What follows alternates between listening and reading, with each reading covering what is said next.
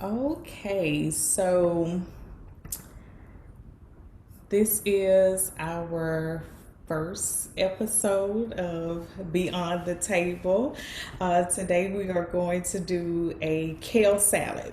And I have my sister here with me today. So everybody say hi to Donna. Hello, everyone.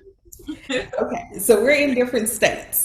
So we are trying to get this together on Zoom and let's just see how we do. Okay, so kale salad. So we have different ingredients available depending on our region. So we've had to modify um, our salads to like what is available. So for me, I'm gonna do a warm kale salad. So I have my kale that has already been sauteed with onions and a little bit of garlic salt. And then I have my butternut squash that has been roasted in maple bacon fat. Okay. Ooh. And then I have my maple bacon here, you see, and already cooked, and I have my walnuts. Okay, so Donna, what do you have? I have my kale that has already been washed and cleaned. It's not cooked, but it is organic kale. I have a Granny Smith apple, some tomatoes, lemon, kosher salt, olive oil, and walnuts. Okay, sounds good. So Donna's going to do a cold version of the salad, and I'm going to do a warm version. So I know we both have things to cut up. So Donna, go ahead and get started with cutting up your apple, and I will cut up my bacon. So what I like most about this salad is that it's versatile, right? Kale is the basis of both of the salads, but you can really use anything that is available in your area.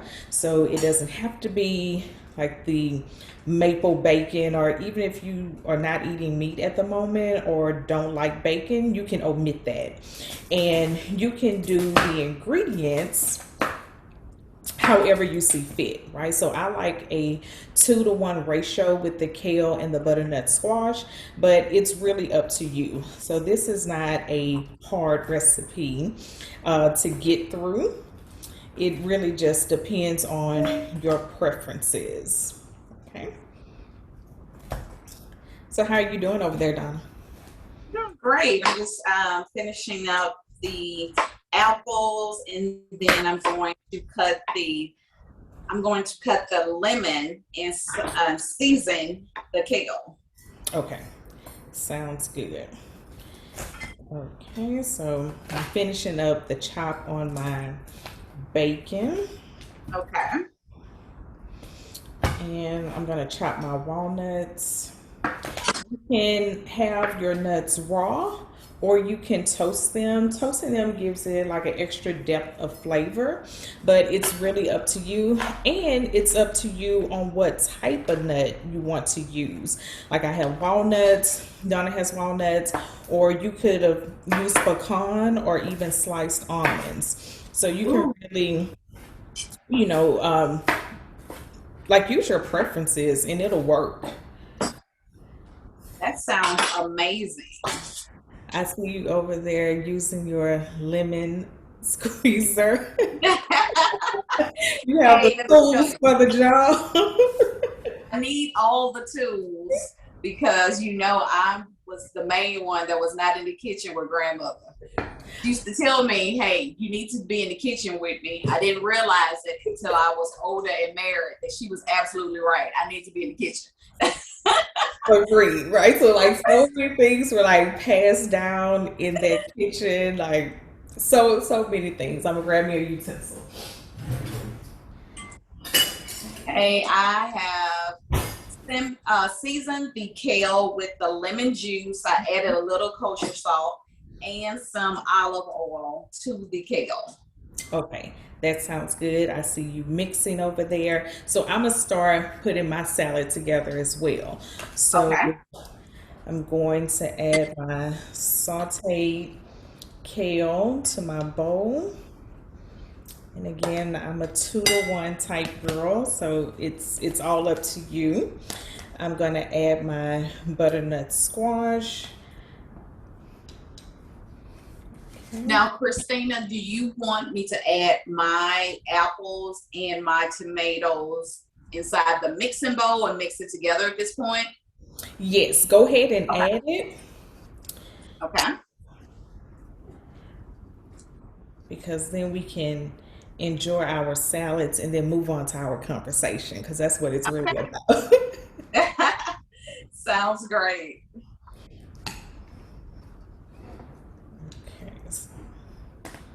Okay, so I've added my butternut squash and I'm just gonna put my bacon right on top, my chopped bacon.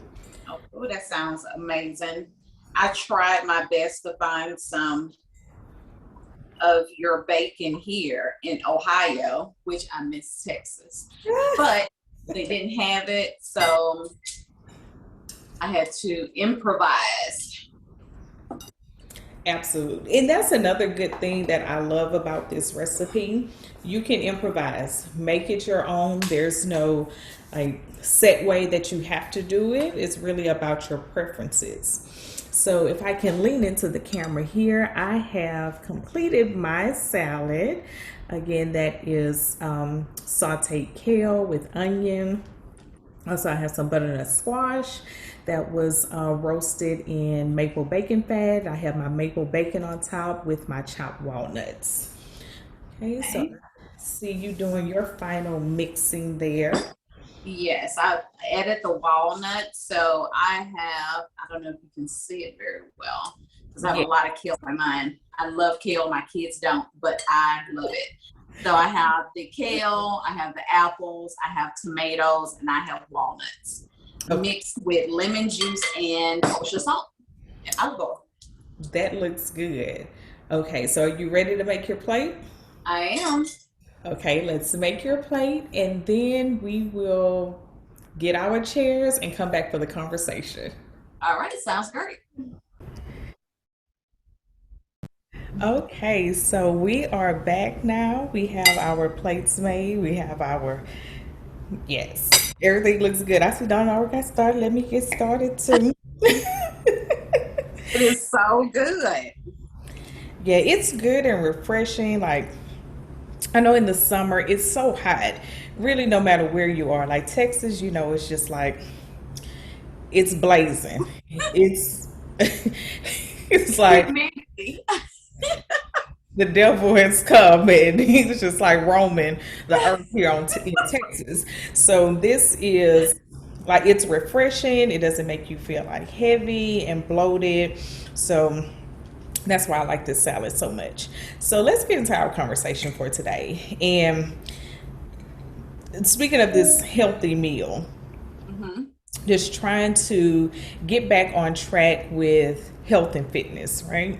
Like the pandemic did a number on folks with a weight, just not moving around as much or Exactly. suffering with anxiety and not really knowing that's what it was initially. Um, just not being able to be out and about like you usually are, or not putting on real clothes. That, Exactly. You get that's so used to culprit. being.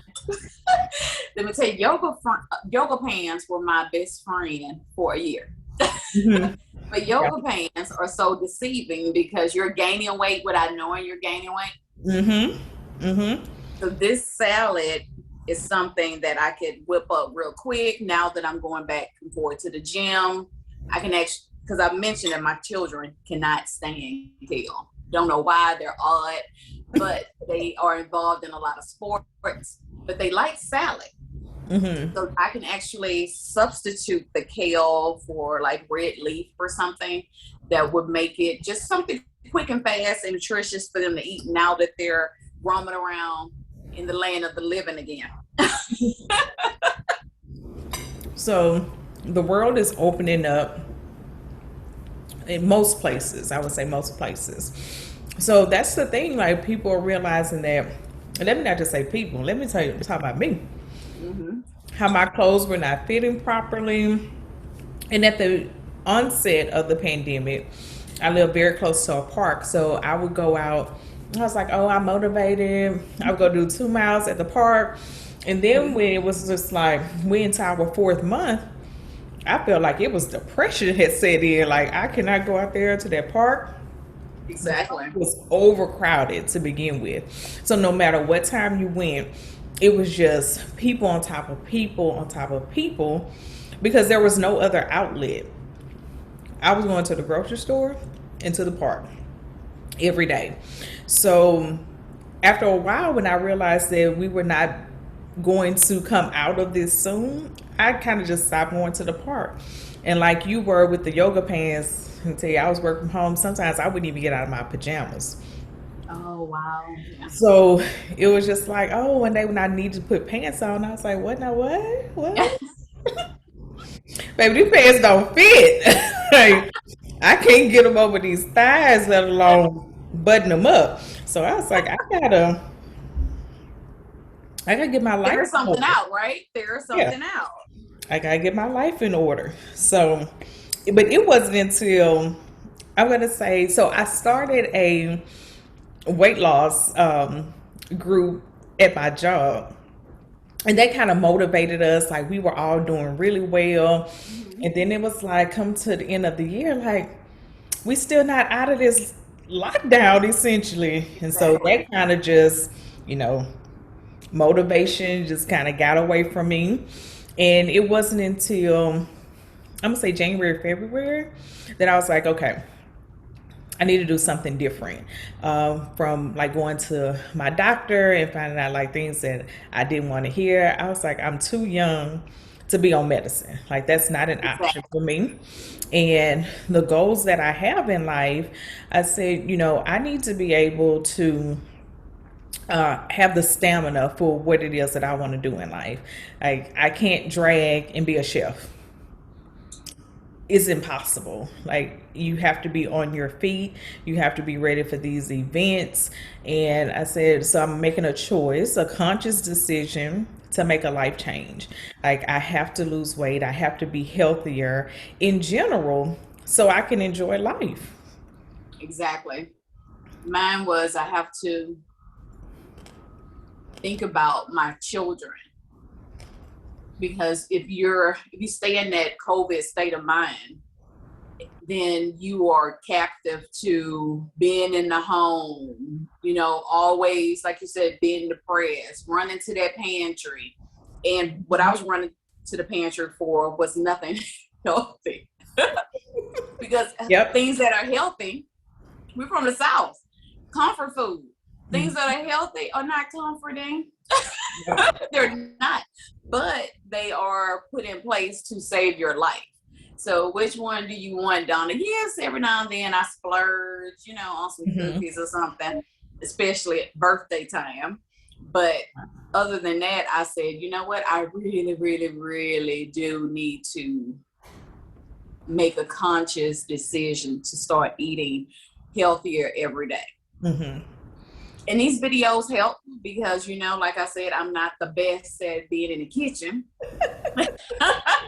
because I ignored all the signs that all the aunties, the grandmother, and everybody, hey, don't get in the kitchen with us. And I refuse to. But now I'm paying the price. But I have a sister that's a chef, so I can do videos like this and go, what you think I should cook today? Right. And you know what? I've been getting that a lot, like during the pandemic. Mm-hmm. Um, just trying to come up with creative things to make because a lot of times people will have their staples, but when you really don't have the option to get outside of your home, because a lot of people still won't eat in restaurants right now. Mm-hmm. I remember the first time when Texas or when Houston, when we had the freeze. And we were in the house, I think probably 3 days before everything like kind of started to melt. And we went to Chick-fil-A, God's Chicken. I And love we were it. in that line for an hour. And I think that was kind of like the first time, especially for like the Houston area, that a lot of people were like, they would risk it all to go through a drive through because the pandemic. And then you had the freeze on top of the pandemic. It was like, Oh, girl, yeah, that's enough to send anybody in depression. right. Like we stood in that, sat in that line for hours. So you already know. If Chick fil A got an hour long line, I'm standing in that line. I'm in line, okay? In the line because they have the best supply chain ever. So Exactly. it was worth it. It was just good just to be outside the house. Just to be out. Just to be out talking to strangers. Hey, how you doing? That's how bad it was. So Oh, wow. Well, I am grateful that you said, hey, sis, jump on with me and learn something new, not only to benefit you, but also, to benefit your family that's going to be very tasteful and refreshing. So I greatly do appreciate it. does Tony eat kale? No, Hater, hater. no, no. They go, lady, you can have it.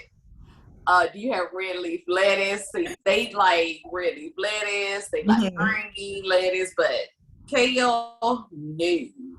You know, I'm and I think kale gets a bad rap I because know it's so good. before I did not eat kale because I was like, I don't like the smell of it. I remember a long time ago, Leslie's mom had these kale chips, and when she took them out of her purse, me and Leslie was like, "What is that smell?" And up until that point, I had never had kale. But you know, like as you get older, especially being a chef, exploring other foods, like I have to cook things that are outside of, my comfort of eating.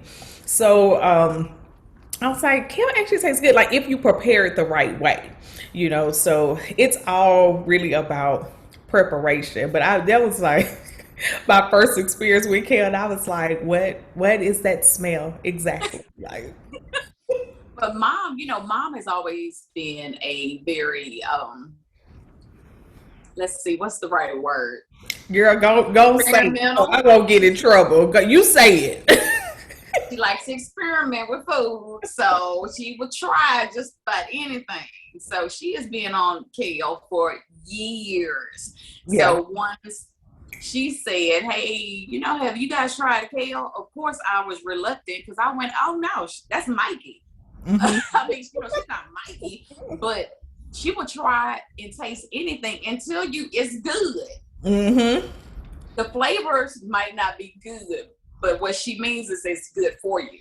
Hmm. So when you put your spin on it because you know how to mesh flavors for, to be appetizing, Hmm.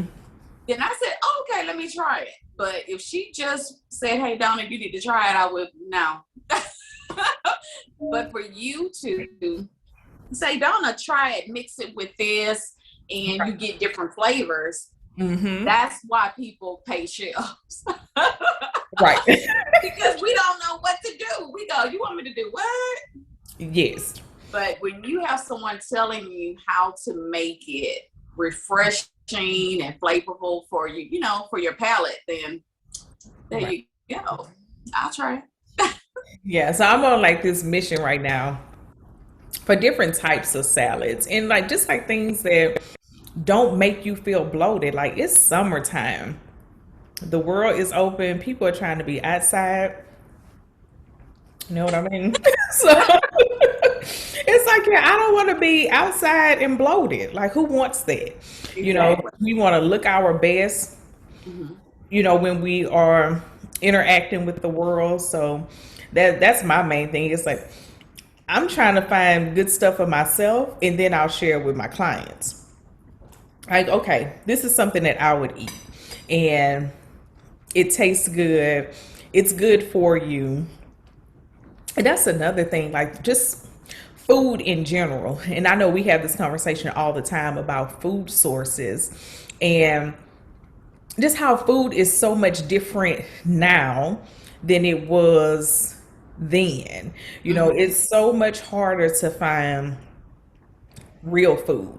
I say real food, like things that are not, tainted by, Modified. right there, modified. Um, it's like you can look at a piece of fruit in the grocery store and they got that lighting just right. Whatever they spraying on there, making Yep. it look real good. And then you get home and you be like, this can't be the same thing I just bought from the grocery store and drove home with. And food doesn't even last as long as it used to. Like you'll buy a pint of strawberries and they may last 2 days. 2 days, and then that's it. I don't even get it. I don't know what's going on. So I do like to frequent the farmers market. And a lot of people ask me like, why do I go to the grocery store every day? Number one, it's like my happy place. That's number one. But number two, it's hard to keep things fresh in your refrigerator. You Yes. know, it's extremely hard. So it to prevent me from wasting food, I Hmm. try to not try to. I mean, like I'm going every day anyway. So I always get what I want to cook for the day. And then just go back, when I'm ready to cook something else, because it's just impossible. Like food just doesn't last long anymore. I agree. I do go to grocery store quite frequently, but not for the same reasons that you go. Right. You are obsessed with food. Me, I'm like, I don't know what to cook. I get what I can get and I leave out. Right. And Right. then it takes me days to think about what I want to cook again. And then I go, oh, okay, I guess I go back to the grocery store. You know, Oh, you watch a Food Network show and get inspired, and then I sometimes go twice a day. mm, So the morning crew, they know me, but if they see me in the afternoon, they're like, "What you doing here?" I'm like, "That's a shame. mm, Y'all know me." hmm. But Yes, yes, this has been a great opportunity to not only see my sister, but also to eat good. yeah. And then food, it combats so many different ailments.